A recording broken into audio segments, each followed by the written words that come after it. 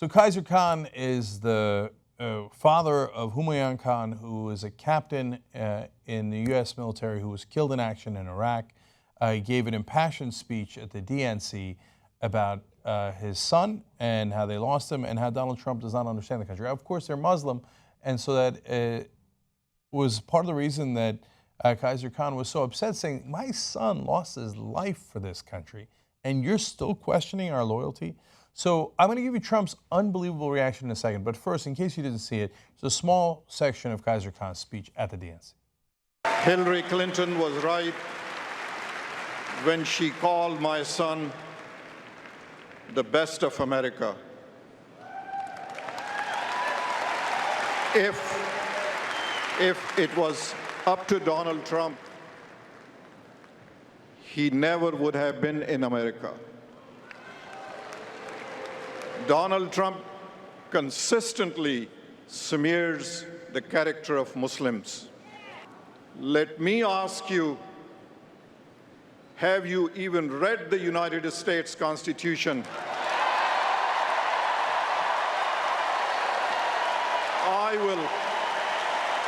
I will gladly lend you my copy.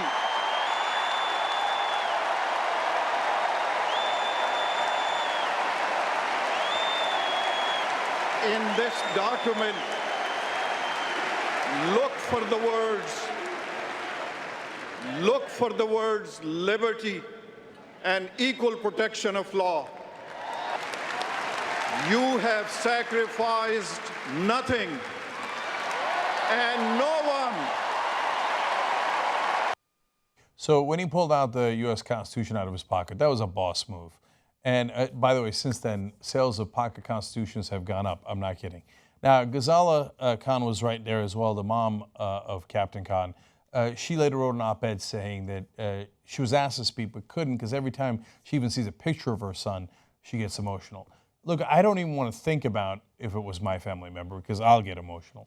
But at the very least, it makes sense to say, my God, these people, they have sacrificed their son for this country. If you're going to talk about them, you've got to be really careful in doing that because they've given the ultimate sacrifice. Now, do you think Donald Trump is going to be careful? You know he's not. So he talked to ABC's George Stephanopoulos. Let's start with this madness. But I saw him. He was, very emotional and probably looked like a nice guy to me. His wife, if you look at his wife, she was standing there. She had nothing to say. Maybe she wasn't allowed to have anything to say. You tell me, but plenty of people have written that. She was extremely quiet, and it looked like she had nothing to say. A lot of people have said that. What would you say to that, Father? Well, I'd say we've had a lot of problems with radical Islamic terrorism. That's what I'd say. We have a lot of problems. So let's break that down into its two unbelievably obnoxious components. One is smearing the mom like that. A lot of people have said that she might not be allowed to talk. Really? Who said that? What are you talking about? At most, it was incredibly obnoxious uber right-wingers online who might have suggested something like that with no facts to back it up. In fact, of course she can speak, and she wrote the op-ed about it, but look, instead of having any degree of empathy for that family who sacrificed so much, instead he turns around and blames them and blames Islam. What Kaiser Khan was trying to say is, hey, look, don't lump all Muslims together. Our son fought for freedom and for this country. Not like the guys at ISIS, the exact opposite. And what does Donald Trump do? He lumps them all together. He says, well, Ghazala Khan, I don't know, maybe she's not allowed to speak. You know how terrible Islam is. And then he says, I would tell the father about radical Islam, and that's why I would keep people like you out of the country. But we're not like radical Islamic terrorists. We're the opposite. Our son died defending America.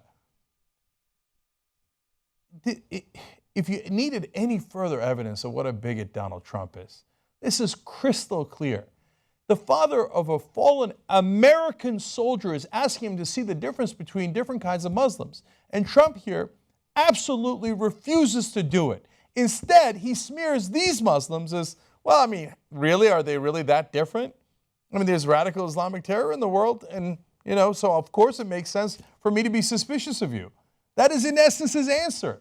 Not even in essence, that's what he said. I tell the father, there's radical Islamic terror, so you're asking me why am I keeping people like you and your son out? Well, that's why I'm keeping them out.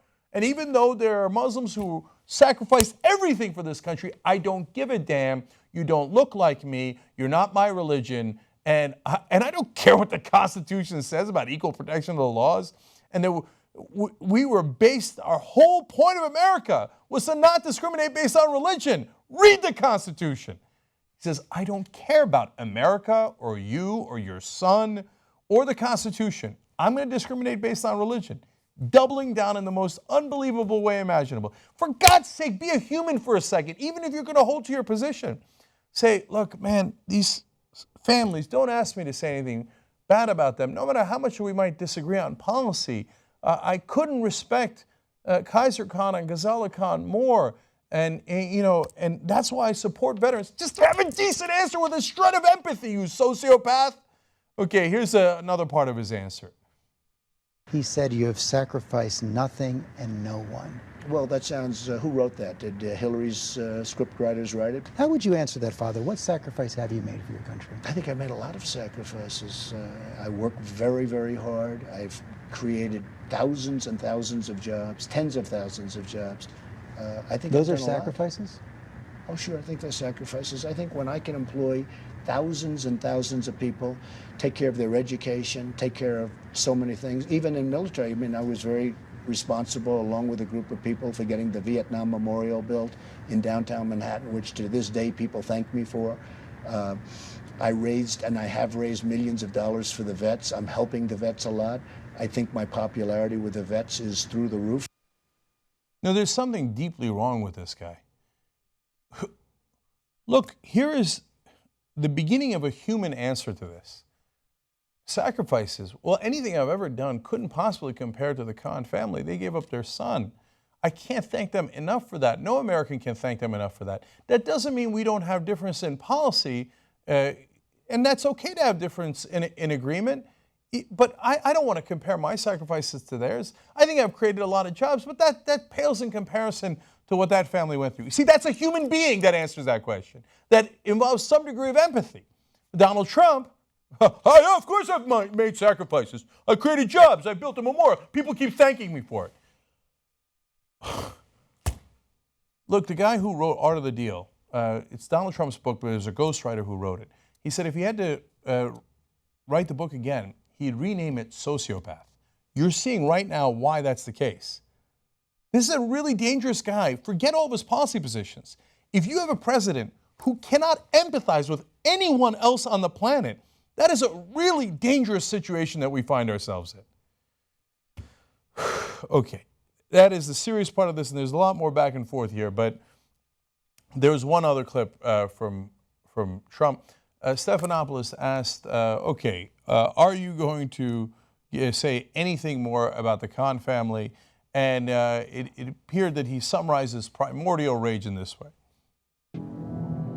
Khan! Khan! Okay, we're goofballs. We probably shouldn't have done that, but there it is. Okay. Now, Trump then gets back on Twitter. Oh, no. It's just, please, shush, shush. But there's no one on his campaign to say, hey, Donald, we lost this round. That's right, we'll win the next round. Let's pick ourselves up and stop talking about this. Nope. Gets back on Twitter. Captain Khan, killed 12 years ago, was a hero.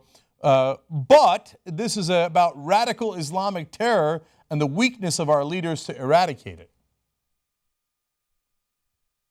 You're doing it again. You're putting Captain Khan in the same sentence as radical Islamic terror, and hence why you would have kept out the Khans, when in fact they are the opposite. Okay, he goes again, another tweet. Mr. Khan, who does not know me, viciously attacked me from the stage of the DNC and is now all over TV doing the same. Nice. Which guy running for president writes nice in a tweet with an exclamation point and talks about how that guy viciously attacked? You know who viciously attacked the Khans? A suicide bomber. They killed their son. Have a little bit of respect and decency. But he can't summon it up because he doesn't have it. When he goes to his reservoir of decency, it is empty.